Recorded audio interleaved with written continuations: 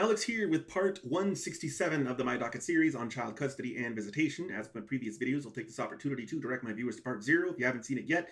That's a video that contains the detailed disclaimers and the underlying purpose of the series. Two things that I will glaze over are, number one, I'm not in the middle of this right now. My case is completely and totally over. It's closed. It cannot be reopened, and that's because my ex's parental rights have been terminated. Number two, the nutshell version as to the purpose of the series is to give my viewers one big example of my 8-year-long high-conflict child custody ordeal from beginning to end in chronological order. We go into my ex's attorney's objection to our notice of compliance. If you guys can recall, a few videos back, we filed our notice of compliance so we could move from away from Reno and over to Las Vegas. I do have a little bit with regards to my mindset and the situation at the time. A couple of odd things. The first thing, well, I guess really just one odd thing all lumped together. I remember sending my ex the notice of, well, I sent it to her attorney, and I remember getting a few strange emails from her about, visits or something that would occur after the date of the move. And I responded to her and I said, we sent your lawyer a notice of compliance like a month ago. And I wish I could remember the email. You know what? Maybe it's attached to this objection. Maybe her email's attached to it. We can take a look at it. But I remember her responding like playing dumb, like acting like she didn't know what was going on, that we were moving. And I was just like, there's no way her attorney didn't tell her we were moving. There's just no way that's such an important, crucial document for him to not send that to her. It's impossible. So I remember, saying to her, hey, just so you know, we sent your lawyer a notice of compliance a while ago. We're moving. We're not going to be here. You're supposed to, exercise your new visitation consistent with the notice of compliance. And then she responded that I wouldn't be allowed to move or, whatever. She tried to invalidate whatever it is we were trying to do. And it's like, we went to court already. This order was entered over your objection. You can't stop this. And I remember the day before the move, or it was maybe the last exchange. Well, it would have been the last exchange for sure. I remember her sending him over to us with this big bag, and it had all his toys in it. So I was like, how is she sending me all these emails saying we're not going to be able to move, or we're not allowed to move, or I don't know what you're talking about? Like, that was and then send us a bag with all of his stuff in it. And she'd never done that before in any of the exchanges for all these years. She'd never sent him with, a big old bag of all of his stuff. It was not just like, here's 2 or 3 teddy bears for the visit. It was everything he had. And so I remember that very clearly.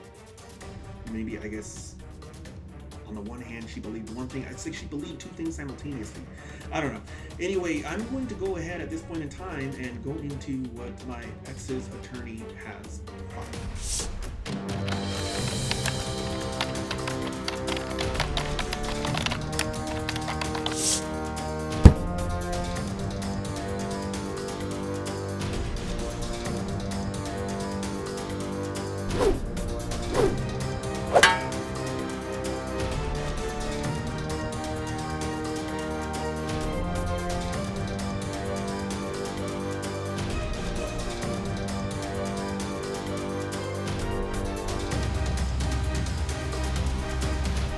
Here we have my ex's attorney's objection to notice of compliance and request for a hearing.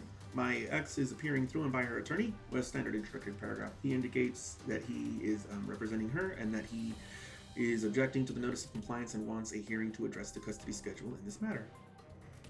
That's it? No, there's more. Okay. Points and authorities. So we've got the procedural history. On November 4th, the court held a hearing to address our motion to modify child custody. The next is that the motion to relocate was conditionally granted as follows. You guys all know how this works.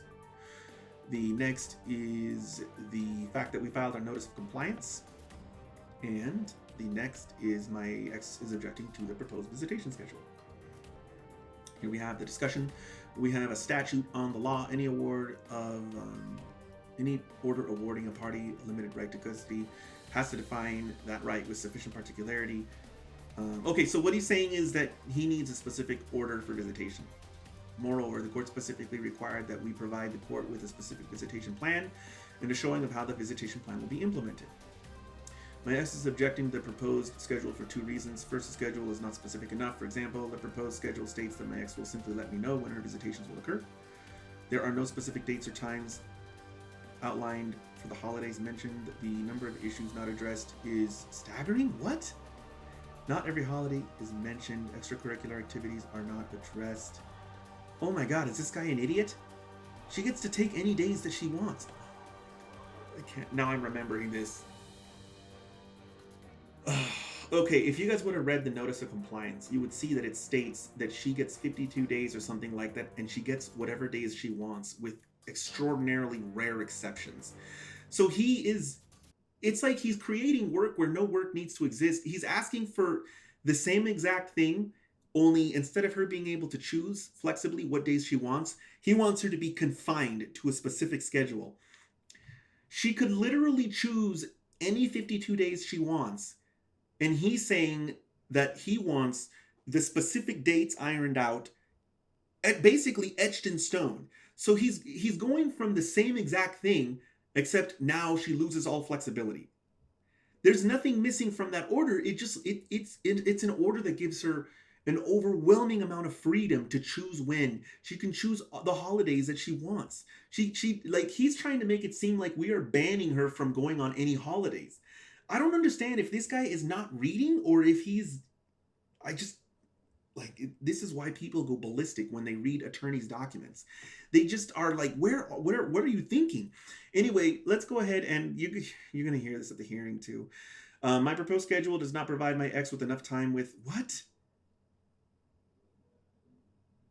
Maybe he didn't read the order? No, he did, because he cited the order. So I remember this now at the hearing. I know what he's trying to do. So the court has reduced my ex is reduced to an every other weekend visitation plan. So she's supposed to have every other weekend. And what he's trying to do is he's trying to say that I am a bad person because I'm trying to give her every other weekend. That's 52 days out of the year.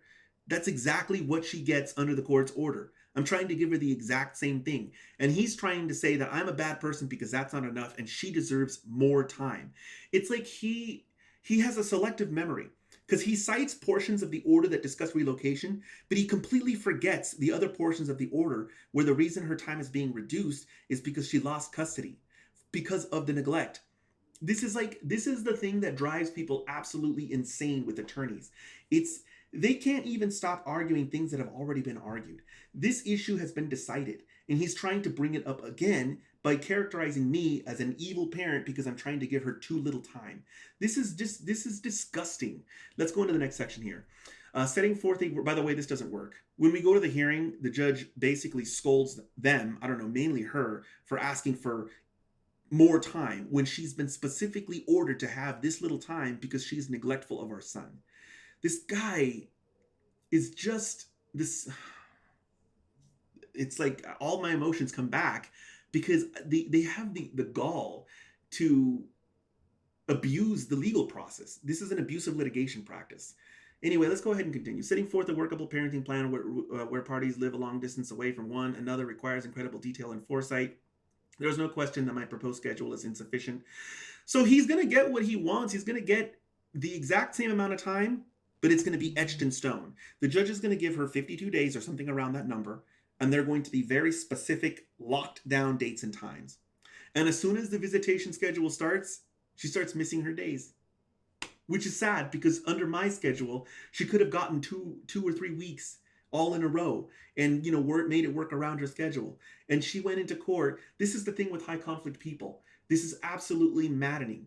You will give them something amazing and they won't take it because they have to have a conflict. So she doesn't care that I'm offering her 52 days of flex time. She wants 52 days of etched in stone time. And as soon as we go into that schedule, she's going to start missing days. Here we have the conclusion. Based upon the foregoing, my ex's, she wants an order requiring us to comply with her proposed parenting plan, which is attached as Exhibit 1, pursuant to, oh great, I can't wait to see what this is. Certificate of service. Okay, so here, this is indicating that the document was mailed to my attorney. Motion opposition notice must be attached as the last page. This is indicating that, no, she doesn't have to pay a filing fee. Okay. And we have the parenting plan that's attached. Here we go with the parenting plan. Custody arrangement, joint legal custody. I have primary physical custody. Custody schedule is set forth. Global priority. Wow, this is way more complicated. I mean, just right away. I mean, hey guys, take a look up. If you haven't seen it, please watch my first video, notice of or not my first video. Watch the video that covers the notice of compliance and read it, and see just how completely wide open it is for my ex. Now we have to go through all of this extra stuff just to decide when she's able to exercise visitation. Whereas before, she could just claim it when she wanted it.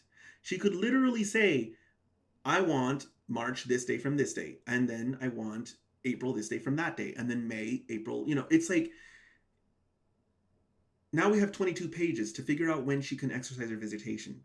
How does this help his client? This just makes everything even worse for her. The only thing that'll make any sense to me is if he tries to steal more time. And I say steal because she's already lost it given what happened at the evidentiary hearing. May exercise visitation every Sunday until Tuesday. Wait, she's going to come to Las Vegas every Sunday until Tuesday? Hold on a second. I thought she wasn't supposed to have school days because of the issues with absences.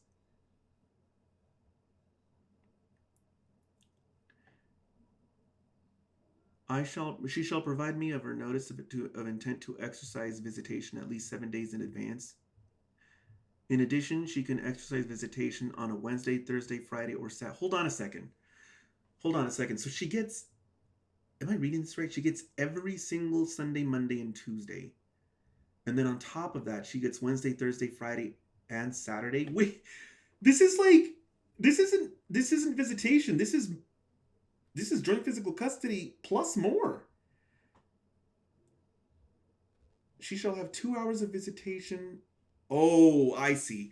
So she's saying she's still getting more time because she's going from every other weekend to every weekend slightly. I mean, it's Sunday to Tuesday.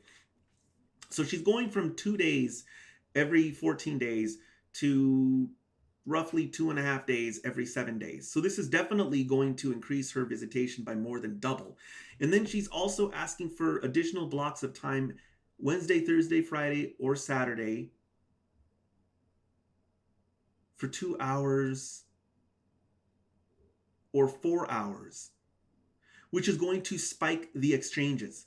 So now this is almost as bad as a right of refusal schedule.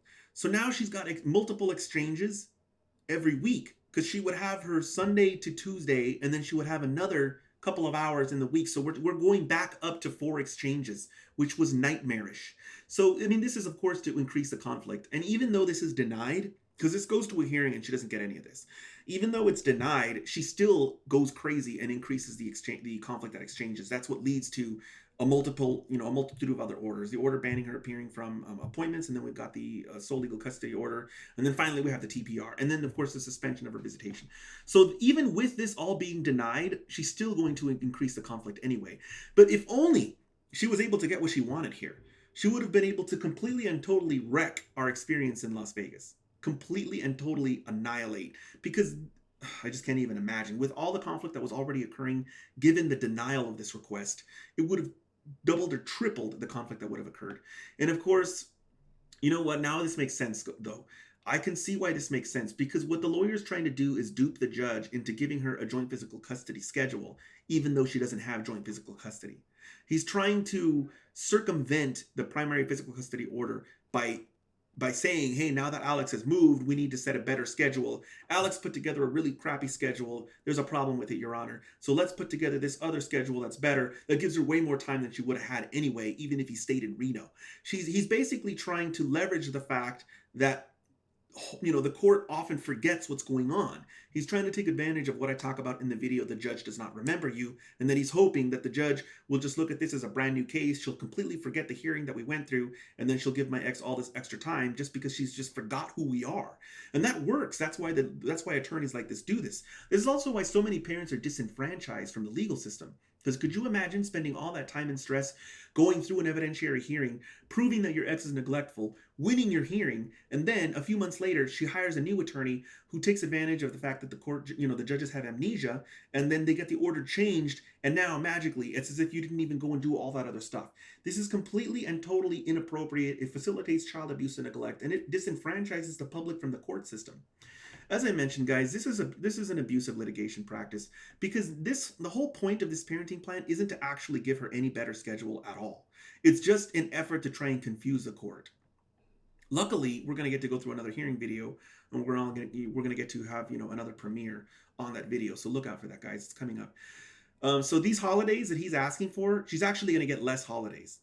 Like you heard me correctly. This holiday schedule gives my ex less holidays. He's actually asking for her to lose holidays, and he doesn't even, either he doesn't realize it or he doesn't care. Because what she could have done under the plan that I gave her is she could have claimed all of these holidays, with the exception of, if I remember correctly, Christmas, Thanksgiving, and Father's Day. And that's that's just half of them. So all these other holidays, Halloween, Easter, Fall, Independence Day, Martin Luther King, President's Day, Memorial Day, Labor, all these holidays, she could have claimed them every year under my plan. You heard that right. She could have claimed those holidays every year under my plan. And now we are going under her plan, where she gets less. Okay. And then he goes into how all the holidays are going to work going forward. This is just details as to how we pick up and drop off. So this visitation plan is incredibly complicated. Incredibly complicated visitation plan. I don't know how with a straight face he couldn't tell her, you should really take what you're getting. Oh my gosh. So then he goes into a 14-day vacation period, which is not really appropriate now that she's a non-custodial parent. And then he's giving her swaths of time for like summer and spring break.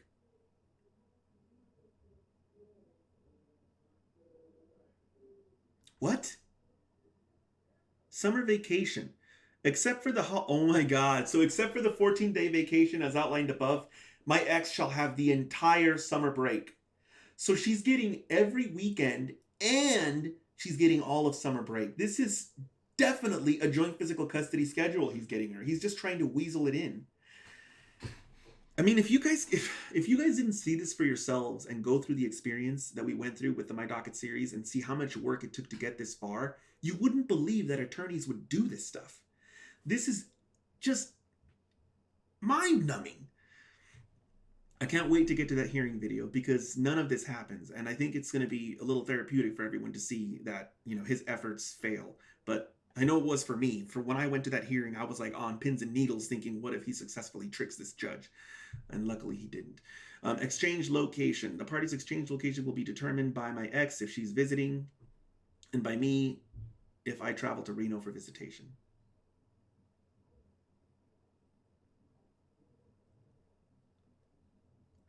Telephone and email access. I think this just goes through how the Skype visits are supposed to work. She'll create an email for him, and I will assist with accessing the email. I'm not sure that this was ordered. I don't think it was. I don't remember having to do this. Sending packages and letters. I will assist in sending one letter or postcard to my ex once a week. What? I don't remember that either. I don't think this gets ordered either, guys. Maybe it does, but I don't remember doing any of this. Next, we have the education arrangements. Parents have the right to participate in school conferences. Parents shall have complete access to school records. This is all true. Details of emergency meetings. This is all true. Medical arrangements. The 14-day notice for medical. This is all true. Attorney fees. Either party shall be entitled to an award of attorney fees and costs if there is a finding of the court of competent jurisdiction that the other party has violated the parenting plan. What this should be is a contempt of court provision. I don't like this here. This shouldn't be here, because this is handled into contempt of court anyway. That's disturbing. Miscellaneous agreements. Transportation costs. The parties shall equally split all transportation costs associated. You know what? I want to say one more thing, guys. Why is this such an abusive provision? People can't afford attorneys all the time. And so you can have a situation where one person can't afford an attorney and the other person can, and then they go to court. And now this provision here is one-sided. It only favors the wealthier party. I can't stand these provisions unless both parties are very wealthy and make a lot of money and can always hire attorneys. If they can, then that's fine with me. But if you have a situation, you know what they should do is they should add a provision here if both people hire attorneys. Because if only one person hires an attorney, how is that fair? What if the other person violated the parenting plan? Now the person without an attorney can't even get attorney fees because they couldn't hire one. This is not. This to me is one of the most terroristic things that the courts and attorneys do to parents who are trying to protect their children, is they use these attorney fee provisions to break the financial back of the other parent. And it's such, to me, it's a very strong emotional connection to just how horrible this is. Because when I was going through my case, this was one of the main things that I would consider. And I can't believe that this would just be me that considers this. There's probably a lot of parents out there who allow their child to continue to be abused and neglected just because they're afraid to go back to court because their ex's attorney is going to fleece them for their attorney fees again. Oh, I can't stand it. Going into the next section here, miscellaneous agreement. Transportation costs that we split equally. There's no provision in here that requires my ex to be reasonable. This ends up coming up at a hearing because she ends up getting a hotel bill for like $500 and she tries to saddle me with her hotel bill. And the judge blows up on her in court. And you know what? What can you say? The language of the transportation costs didn't say that it had to be reasonable. It just said that we split them all. So my ex can and does exploit this provision to try and, get as expensive transportation costs as she possibly can, so that she can impose that cost on me. Tax exemptions and credit. I shall claim all tax exemptions and credits associated for the 2014. Okay, this is just to split taxes. And by the way, she's not even paying any child support, so she gets to claim taxes even though she's not providing any financial support for him. Extracurricular activities. Parents can enroll in activities that do not affect the other party's access to the child. Okay, this is pretty standard. If you guys want to know my position on extracurriculars, please watch my video on the topic, extracurriculars. Taking the child outside of the residential area. This is about, when you go on vacations for, you just have to let the other person know where you're going, where you're traveling to. This is pretty standard too. Support each party's role as a parent. This is pretty generic stuff. Emergency situations. I'm not sure what this is about, but this is what we already were doing anyway. I mean, let me clarify. This is what I was already doing anyway. Communication regarding custody. You're not allowed to tell the child about your custody stuff. That's pretty standard. Future disputes. You shall exert the best effort to work cooperatively in the future. This is pretty standard too. Modification. If you intend to modify, you have to go through mediation with the other parent first. This is a mandatory mediation provision. This is beyond inappropriate for this case. I object to this, and the judge actually sides with me on it, and she strikes this provision from the order. Make a visitation will govern any dispute regarding. The law will regard. Okay, yeah, that's also pretty generic. Severability. This is also generic. They pretty much include this into all contracts.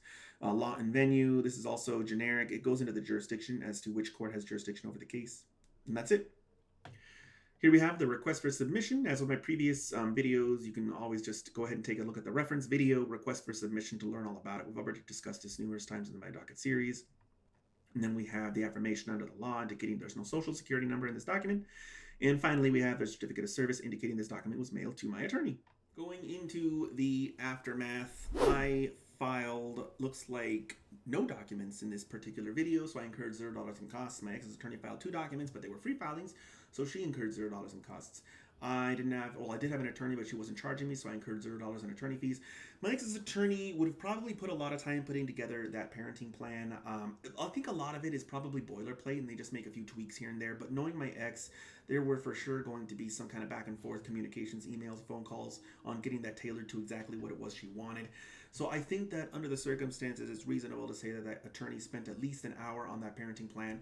That's going to be at the rate of $250 an hour, $250 in attorney fees for my ex. As my previous videos, if you have any questions, feel free to post them down in the comments below, and I will see you guys next time.